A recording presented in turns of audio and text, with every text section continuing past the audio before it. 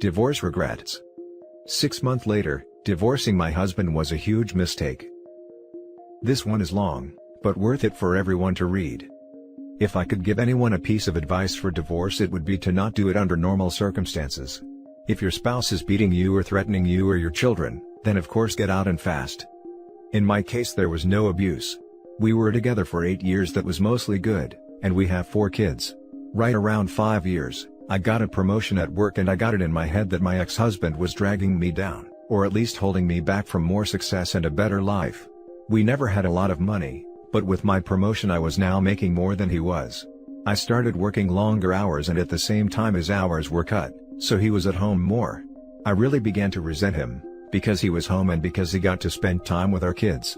Most nights when I got home, they were already getting ready for bed if not already sleeping. After a few months of my new job, it was clear to me that things were not going well at home without me there.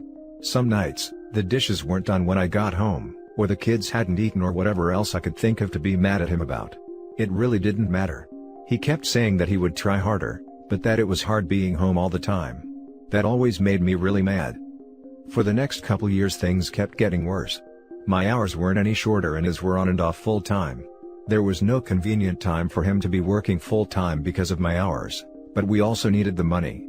Whenever he would tell me that he could get extra hours, I would always complain, and the less hours he worked, the more I complained that he wasn't bringing in enough money. Whenever he brought up the contradiction, I would tell him that he needed to figure it out. I knew that it would bother him, so I started saying that a lot and for everything that I could. I really started to resent him and I pulled away from him. I knew that it was hurting him, but I didn't care. If he didn't want to be hurt, then he would at least try to make me happy. I used that same thing to justify when I started to talk to another guy at work. I thought he was just a friend, but talking at work turned into texting at home and then pictures and videos, and then trying to sneak some alone time with him. I knew that it was wrong, but it made me feel so alive, and my husband had not made me feel like that in years. I was tired of being unhappy and I was doing this for me. The worst was the night that I came home at a reasonable time and found that he had cleaned the whole house, cooked the whole family dinner and picked out a movie for all of us to watch together. This would have made me swoon a couple years earlier, but that night I couldn't even look at him and I pretended to be sick. I spent the rest of the night in bed while he waited on me and checked on me and even made me different food and brought it to me in bed. It made me feel terrible, and then it made me angry that he made me feel that way, and by the end of the night I was texting with the other guy. Over the next month or two from that night it did not matter what he did. He was wrong just for breathing most days. He would get so upset with how I was treating him, and I would just wait and egg him on into losing it because I knew it would happen eventually. After most of the fights we had, he would apologize for whatever I told him he did wrong, if there even was something, but I never did. I would usually find a way to make him feel even worse. I knew that I was right because he was wrong, and that was all that mattered to me. I even pretended that I didn't care when he found out about my relationship with the guy from work. It really destroyed me inside to see him holding back tears, but I wasn't going to let him see that. He was at his weakest, and that was when I chose to tell him that I wanted a divorce. I could almost hear his heart shattering inside his chest. He talked and fought, and said that we could work through it together. I really wasn't interested in fixing our marriage, but I mostly ended things with the other guy, but only because I knew I could get it back if I wanted it. I could see that he was trying, and occasionally I would let him know, but for the most part I kept being a huge witch to him for any and all reasons that I could think of. I'm not sure how much more the man could have done to make me happy, besides finding a job that paid enough for me to not have to work at all. He said that he was looking, but looking and finding are two different things. It was around this time that I discovered this group and a few others. I started posting things about him, from my perspective only, and I got so much positive feedback for how I was feeling, that I knew I was right. The more I posted, the more validation that I got. It wasn't just me who knew that ex-husband wasn't worth keeping around. I had the whole internet telling me how terrible he is. I started saying awful things to him and even outright ignoring him. I was so confident with mine and everyone else's opinion that I contacted a lawyer, and within a couple weeks had filed for divorce. I continued to use this site and a couple others to validate my feelings and for encouragement to go through with it, and finally it was done. It went pretty smoothly. Ex-husband didn't ask for much besides to not get divorced and to try to work it all out. I didn't care about that though. He was broken, but I was free. I could do whatever I wanted, without having to feel any guilt or answer to anybody. It was an amazing feeling of freedom. It didn't last long though. In the first month after he moved out, I missed garbage day 3 times. There was also rarely a single clean dish and the laundry sat in piles, so long that I had to start doing the sniff test to see if it could be worn again. I also never saw my kids more miserable. My oldest had seen some of the messages from the other guy months earlier, and she knew that ex-husband still wanted to try to work it out. It didn't take her long to stop talking to me at all, except to say that she wanted to go to ex-husband's house. The others all told me that they wanted to live with ex-husband too. I did my best to try to make them happy, but I ended up just buying them toys all the time and the happiness only lasted minutes. I also was having a lot of trouble with work. Being alone, I couldn't work all those extra hours that I was expected to. I finally gave in and started calling ex-husband to watch the kids. He would always come over as soon as he could, and he always asked me if I needed anything. When I would get home, I would find clean dishes and laundry and even dinner sometimes. He would never say too much after I got home. He would just say to call him if I needed anything and leave. One night he took out the garbage and brought it to the curb, because it was garbage night and I forgot again. He always looked so sad when it was time to go. Finally, after a couple months my friends convinced me to go out on a date. It was for dinner and a movie and I was excited and hopeful, but at dinner I started getting a feeling of overwhelming guilt. It got so bad that I ended up not even going to the movie. A week and about 1,000,000 tears later, I was on a therapist's couch. I told her everything that had happened, starting with the promotion that I got at work. She did not agree with me or with any of the encouragement to divorce that I got. I ended up in her office 2 and sometimes 3 times a week, and the more that I talked to prove that I was right, the more that I started to see how wrong I was. It was truly heartbreaking. I don't know if I cried as much in my whole life as I did in the first month in her office. After about $2,000 of therapy sessions, I learned that my ex-husband had his faults, but I figured out that mine were so much worse. I did so many awful things and said awful things that I wouldn't want to be with me, but he did. I still remember him asking me in the meeting with the lawyer to please not go through with it. I did go through with it though, and then later I bragged on here how great it felt. I was so wrong, and now I can see it. A couple weeks ago, I went outside with him when he was leaving the house. I asked him about getting back together. When he looked at me his eyes were full of tears and a couple went down his cheeks. He told me that he didn't know if he could. He said that the pain has been too much for too long, and that if we got back together that I might just turn around and do it to him again. He said that he always thought that I would realize how much he loved me and stop, up until I signed the divorce papers and let out a big over-exaggerated sigh of relief. He said that hurt him more than anything else, and that he doesn't know if he can ever trust me again. I don't blame him. I destroyed a man, who, looking back, was a great husband. I deprived my kids of having a great father in the house with them and I took his kids away from him. And me, the one who pushed for the divorce expecting happiness and a life of freedom, spend all my free time sitting at home or sitting on a therapist's couch. Please don't just take the advice of anyone on this site or any other about getting a divorce. If your marriage is bad, look at yourself first and see if you can make changes. This is advice for men and women. Getting divorced is not fun. Being divorced is not fun. And seeing your husband broken and your children never happy because of your actions, is the most painful experience that I can imagine. I wish all of you well and hope that you will give your marriages a second chance. Now for the top comments.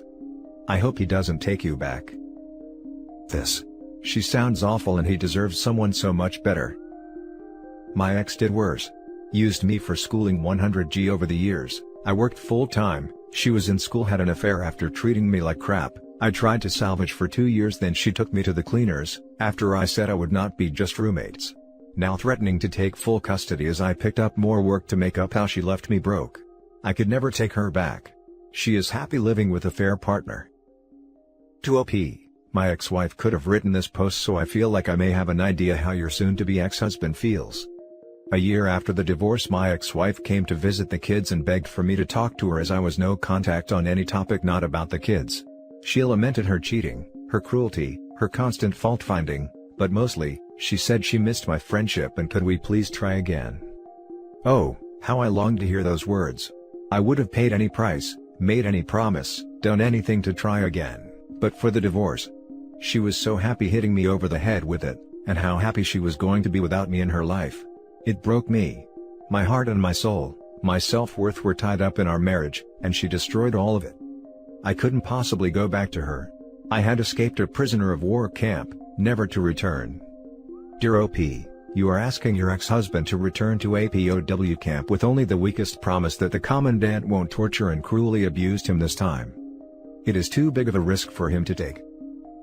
Please tell me that you are going to let him start having overnights with his kids.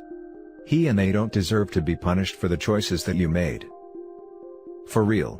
Unless there's a factor of abuse, I can never understand people who don't attempt 50-50 custody. What did you bring to the relationship with your husband, who, by interpreting your words, brought you unconditional love?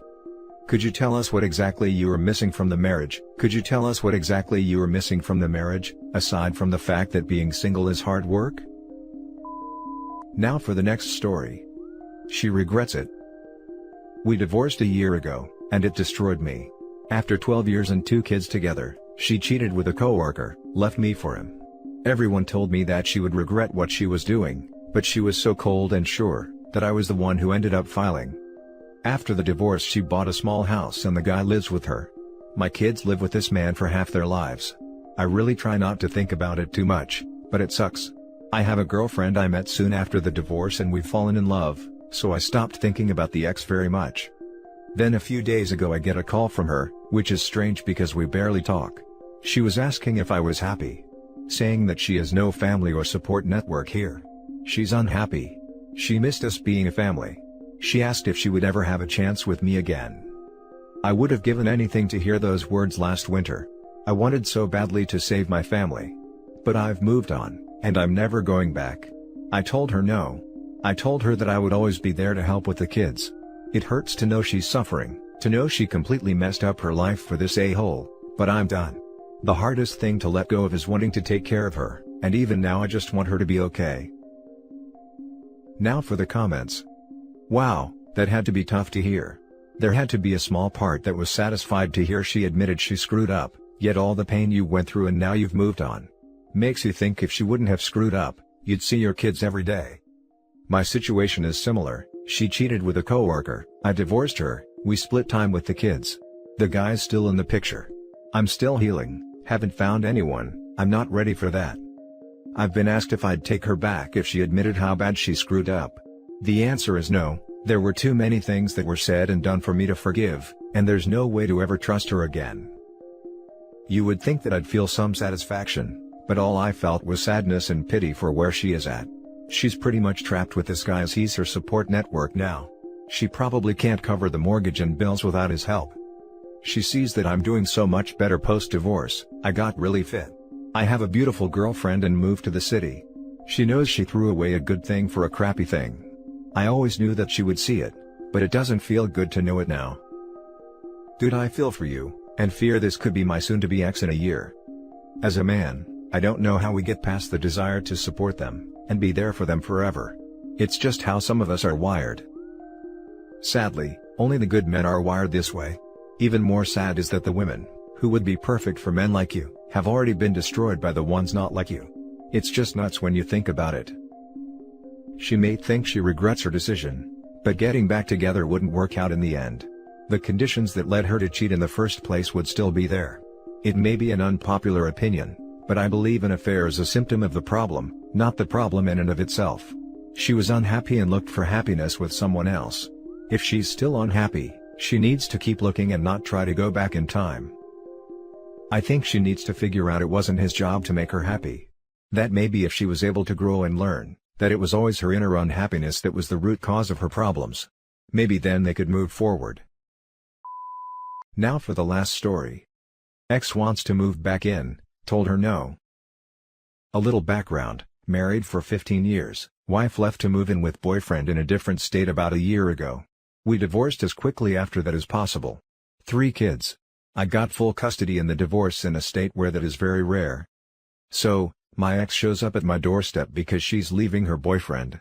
My kids let her inside because it's mom, and I haven't told them not to. I'm not sure if I should or not. My issues with their mother aren't theirs to deal with and I want them to have as best a relationship they can with her.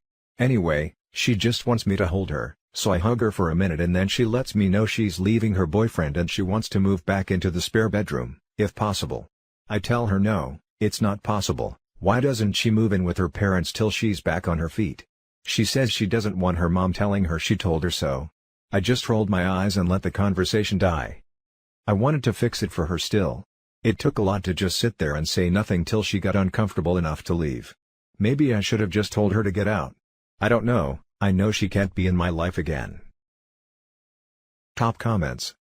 Good for you for standing your ground, it's not easy to be in your position. I think you showed remarkable restraint.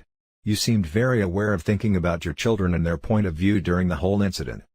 I'm not surprised someone selfish enough to walk out on her family for a boyfriend would think the world still revolves around them. Almost as if her life with your family was on pause and static while she was gone. I mean, at least there was some level of awareness. She asked for the spare bedroom at least.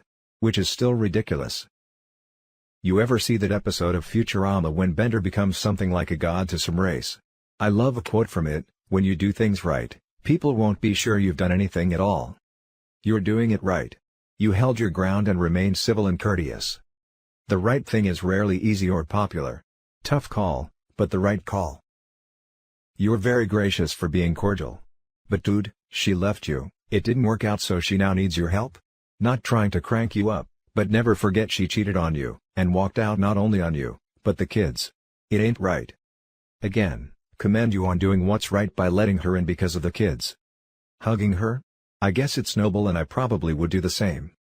But letting her stay in the spare room? That'd be a hard no. You don't need to bring that crazy into your home or life. I'd politely say you are more than welcome to come to the house and visit the boys anytime you'd like. And leave it at that. Do everything you can to help her relationship with the kids, but don't compromise your sanity. And for God's sake, don't let her weasel back into your life after she clearly and deliberately crap on you.